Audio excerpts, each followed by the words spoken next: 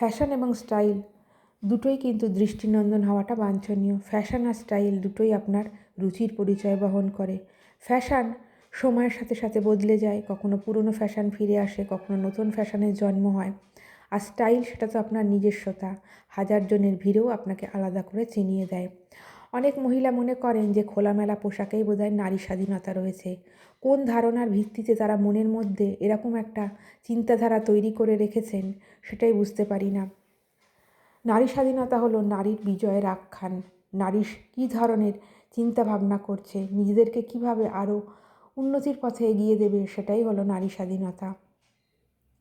কিন্তু এদেরকে কে বোঝাবে? পোশাকের মধ্যে কোনো স্বাধীনতার কোনো ব্যাপার নেই। পোশাক মানুষ লজ্জা নিবারণের জন্য পরে, যেটা পরে সে কমফোর্টেবল সেটাই পরে, সেটা রুচিসম্মত হলেই হলো। কিন্তু সেটা আমরা অনেকেই মানি না।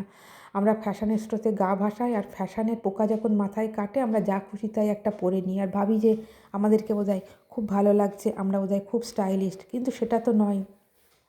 সেটা আমরা অনেকেই বুঝি না, নিজেদেরকে নিজেরাই উপহাসের পাত্র করে তুলি।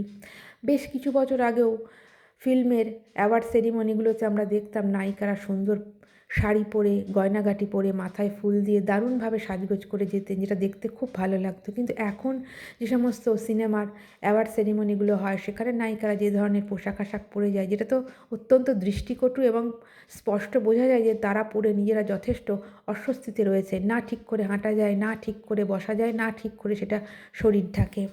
পোশাক পরার অর্থই তো নিজের লজ্জা নিবারণ করা। সেটাই যদি না হলো তাহলে ওরম পোশাক পরে কী লাভ? কিন্তু ওই যে ফ্যাশনের পোকা মাথায় কাটলে আপনি ঠিক ভুল সব কিছু ভুলে যাবেন। একটা কথাই সবসময় বলবো, পোশাক যেটাই পরুন সেটা যেন আপনাকে মানায়, সেটাই সবথেকে বড় কথা, যেটা আপনার ব্যক্তিত্বকে ফুটিয়ে তুলবে। আপনি কী চান? মানুষ আপনার দিকে সম্মানের নজরে তাকাক, নাকি কিছু পুরুষ মানুষ আপনার শরীরটার দিকে লোলুপ দৃষ্টিতে তাকিয়ে থাকুক? সেটা তো আপনাকেই ঠিক করতে হবে। আপনি যখন রান্না করেন তখন তো আপনি সাবধান হয়ে রান্না করেন যে যাতে কড়াইয়ের তেলটা ছিটে এসে আপনার হাতে ফোস্কা না পড়িয়ে দেয়। তাহলে পোশাক নির্বাচনের ব্যাপারে অসতর্ক হন কেন?